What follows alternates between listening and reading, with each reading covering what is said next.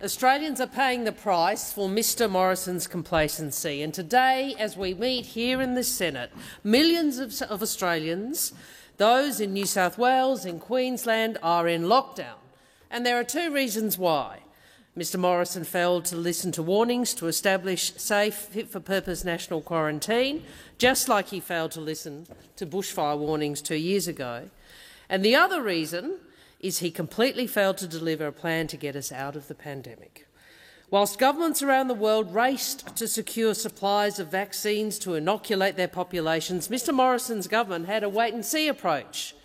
Reports from industry publication Biopharma Dispatch have indicated that last year it was an open secret in the pharmaceutical industry that there was exasperation over the government's lack of urgency.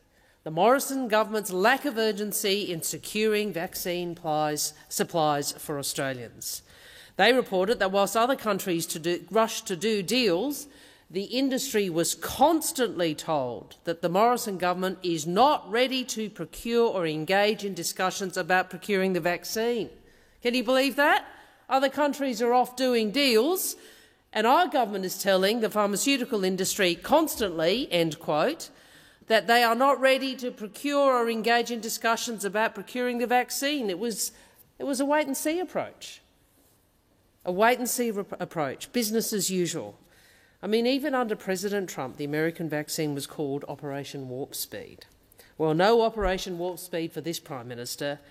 He preferred wait-and-see because, remember, it's not a race, it's not a race, it's not a race.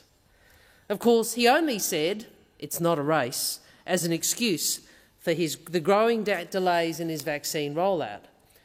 And he needed that excuse. He needed that excuse because last year he said Australia would be at the front of the international queue. Do you remember that?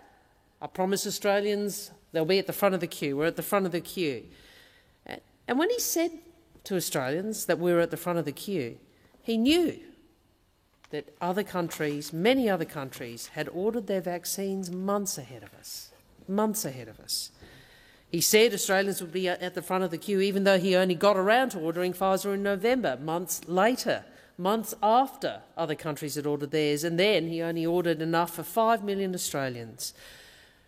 This Prime Minister, Mr Morrison, has made so many excuses, but all roads lead back to him. He put all his eggs in one basket, the AstraZeneca basket.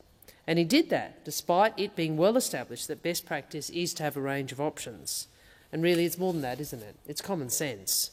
Mr Bowen, who was then the Shadow Health Minister, was saying in the middle of last year that world's best practice was to have 4 to 6 vaccine deals. But as per normal, Mr Morrison was too arrogant to listen, always insisting he knows best.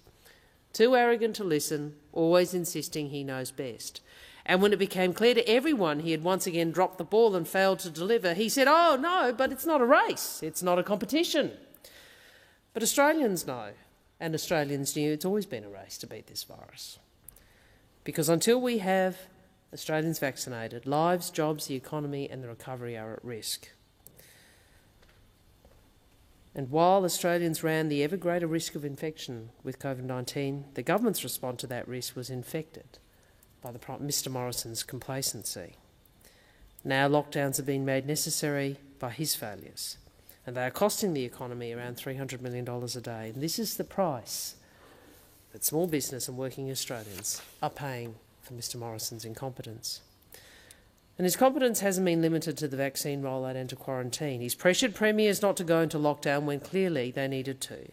As recently as June, Mr Morrison publicly pressured the Premier of New South Wales not to go into lockdown at the start of this outbreak, even though at the time he said this, there was already ample evidence from around the world of the dangers of the Delta variant, which was also the reason for the outbreak, the driver of the outbreak in New South Wales. And remember what he said. I commend the Premier of New South Wales. I commend the New South Wales Premier for the fact that she hasn't gone to lock down Australia's biggest city. Then yesterday he said, "Oh, the only way to get on top of these things and ensure you don't have longer lockdowns is to move quickly." As always with Mr Morrison, his story changes from week to week. You can't rely on him. He just blows with the political wind. He was dead against locking down Bondi, and now the rest of Sydney and beyond are paying the price.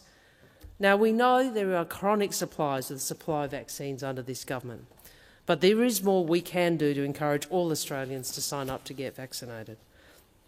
And today, continuing his approach of offering constructive solutions to the COVID crisis, Mr Albanese put forward another positive proposal, a $300 one-off payment for all Australians who are fully vaccinated by December 1st. And it's a good idea, not just because it provides an incentive to get vaccinated, but it also delivers a critical shot in the arm for businesses and workers who are struggling from ongoing lockdowns. $300 million a day. A simple, practical idea that can make a big difference. And you know what? We actually know this government's already been considering what incentives they can offer. You know, this was indicated in their own COVID response plan when their Chief Medical Officer has said, and I'll quote, "We really do need to look for..." I've lost the page. Sorry, we really do need to look for incentives. This is from Mr Kelly. "We really do need to look for incentives, as many incentives as we can, for people to become vaccinated." There was obviously a little footnote. Unless Anthony Albanese supports it, unless he proposes it. So the medical advice is we really do need to look for incentives, as many incentives as we can, for people to become vaccinated. And that's based on the simple reality of how hard it is to get that last surge of vaccines that we will need if we are to avoid or minimise the risk of future lockdowns. And we know from the government's own backgrounding of the media, they were considering giving people frequent flyer points and discount vouchers. So you'd think they'd have little to quibble about with Mr Albanese's proposal. And yet, just as he dismissed arrogantly Labor's proposal for wage subsidies before he finally introduced JobKeeper, and just as he arrogantly dismissed Labor's calls for more vaccine deals, which he clearly should have done, Mr Morrison has arrogantly dismissed this idea today. You see, with this bloke, it's always politics first. He's much more interested in scoring political points than doing the right thing. See, the core proposition he seems to be putting forward is financial incentives don't work. That's big news to everybody here and big news to anyone who has ever had a job. It's an extraordinary and a bizarre claim.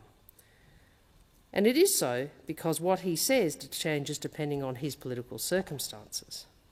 Because can anyone imagine the leader of the party that claims to be about enterprise saying that financial reward is bad? You see, people understand incentives do work. Mr Morrison knows incentives work. And there are two possible explanations for him being so arrogantly dismissive of the idea to give financial incentives for Australians to be all vaccinated by December the 1st. Is it just that they're so stubborn about playing politics that if Mr Albanese says it, they dismiss it? Or is it they don't have enough vaccine supply to get Australians fully vaccinated by December the 1st? Today, Mr Morrison claimed he wasn't going to offer financial reward. He said that's not the Australian way. Well, this bloke is in no place to define the Australian way. Because I tell you what, most Australians think our way is to be straight with people, to own up to your mistakes, to put the country's interests ahead of your own personal political interests. So just for once, could Mr Morrison put politics aside? Because yet again, what we see, he is still more interested in his short-term political interests than the national interests, more interested in scoring political points than helping people, more interested in making excuses for his own failures than winning for Australia. And the result is nearly half our country in lockdown. And the result is that in the race to be vaccinated against this deadly virus, Australia is last in the developed world.